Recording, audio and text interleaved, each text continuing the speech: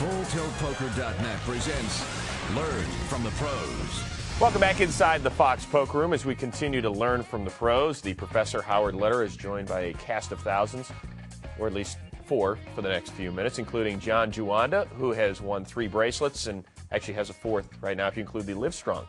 I like that. It's a good look. Thanks for being here, John. We appreciate it. I didn't even recognize you. I've called several of your tournaments, Barry Greenstein, and the beard just threw me for a loop. Well, you know, people are reading me too well. Is that what it was? Yeah, I got to change the look, yeah. Of course, predominantly a cash game player, but the last several years, 8 tournament wins, including a pair of bracelets. Congratulations on that. Thanks for joining us. Eric Lingren, you've been red hot the last few years with 3 major tournament wins. How you doing, buddy? Man, just having fun playing poker. Let's talk about it. We will. But, you know, hold on. Ladies first, please, okay? Christy Gaze is, of course, you might recognize her as the lady who kicked everybody's butt recently on Fox Sports Net at the Win. Congratulations on that. Thank you very much. Yeah, you're all smiles still on that. I am. A lot of shopping money. Yeah? Yeah. You want to throw any this way? Sure, baby. You got it. I like it. I like her already. You guys have to play catch-up. We do appreciate the time, gang, and we've been focusing on reading players. I mean, Eric, an amateur sits down at the table with you these days. Is it a dead giveaway, what he's doing, basically every hand? Well, no, you're going to spot him right away, though, because he's going to fumble his chips. He's going to be nervous. Maybe he's going to be really passive at first, but then you're just going to try to pick up on things. You're going to know who the amateur is right away. Some of these people that we thought really didn't know what they were doing in the past because they couldn't handle the chips very well and they're struggling, trying to figure out what the blinds are. Those guys have been playing on the internet. You know, my dead giveaway is when the guy reaches into a pocket because he feels comfortable with a mouse. He starts clicking the bets. Kind of like, it reminds me of Peter Sellers from Being There. You know, he just hasn't been in the real world yet. But you know, we might laugh at that, but there are several of these guys I played with, like at the World Series, that in the past I would have just marked them as guys who had no clue what they were doing. But some of these guys probably played more hands than I have in the last year just playing on the internet. And, you know, we may over time figure out who they are, but, you know, sometimes you're out of the tournament by the time you realize, hey, this guy actually knows what he's doing. It's not so easy to play someone you haven't seen before. That's why I had to grow this beard, because too many people recognize me these days. Hey, John, can you help us read people a little bit? You know, contrary to public belief, I agree with what Barry just said. That's the first time.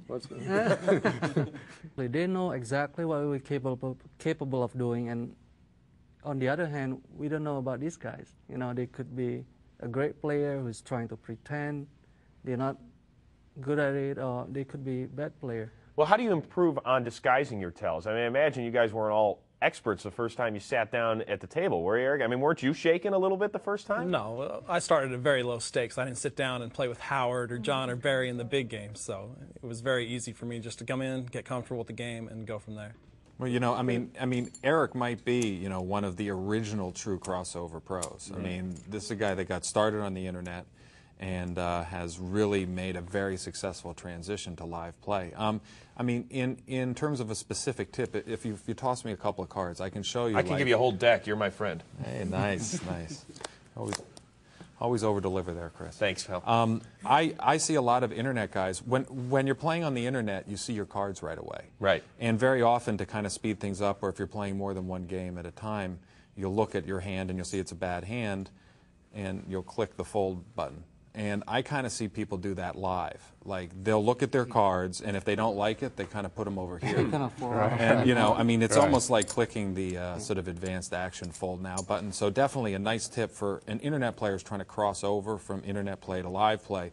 Don't look at your cards until it's your turn to act, and then you can't ever give those kinds of things away. Or at least adjust, because... Or certainly don't do that after you've looked at your cards. Of course, again, like any one of these things, any tell that we may bring up, there's a counter tell. And so you're going to have some guys who do exactly what Howard said, but they're they can only get away with that once. They're selling that. Maybe they can't only get it. Well, I've seen a few guys who get away with more. You have to be observant to not fall for these things and know who does this type of stuff, who does the reverse, who's giving up their hand but they really have a strong hand.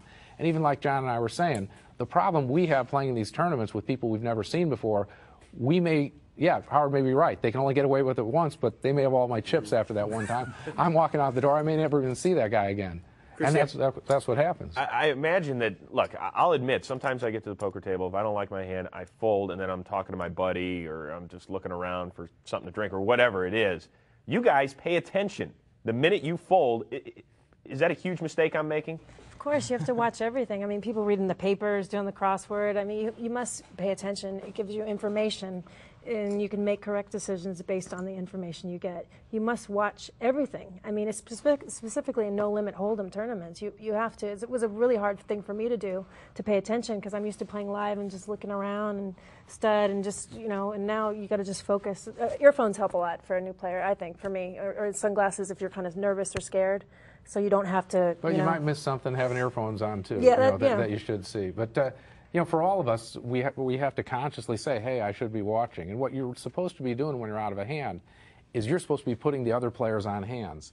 And you're supposed to say to yourself, that guy didn't have anything like I really thought he had, and then you record that to yourself. I mean, sometimes the thing that wins you a hand or wins you a tournament is something you observed on a hand you weren't in. You know, I mean, there's so much valuable information out there, and you just have to use it to your advantage. Eric, quickly, give me 1 or 2 tips to help me read the amateur player. All right, the first thing you need to do is you need to look at him. Like if I looked at you, you look like you have a little gamble to you. If you came and sat at my table, a little swagger? I wouldn't call it swagger. I'd call it sucker. But Oh. I mean, you could go with anything you want. But a guy that comes in with a jack, it looks like he has a little money to throw around. Maybe you're going to splash around a little bit. So now I know that you might gamble more than say, look at Barry. Barry does not look like a gambler at all. Came from the woods, you know. Yeah, He looks like my rabbi. Yeah, he looks exactly as smart as he is. Which we don't know what he means by that, but no. Come on. So you stare it down, and what else? Give me one other one. Well, just looking at the people, you need to realize right away, the minute that person sits down, you need to judge them by everything they look like. That's the most important thing right away. You have to prejudge people in poker and go from there. That sounds very politically correct. We appreciate it. I had to stop. No, it is funny. It is funny that he said that, because I remember one time I had a dead tell on a guy that I played with for years that whenever he had a bad hand, he'd put his chips like this. He'd stack them slowly, like he was really afraid to give them up. And then I played, like years later, against a guy who was a dead ringer for him. And the guy now bet into me like this, you know. And I said, what am I supposed to do? I know the twin back in Decatur, Illinois bets exactly like that on a bluff. And I called the guy at bottom pair, and this guy was bluffing too. So, I mean, you don't want to stereotype, but it is kind of funny. People who look the same.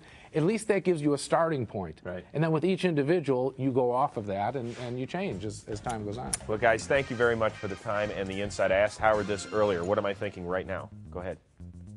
When's lunch?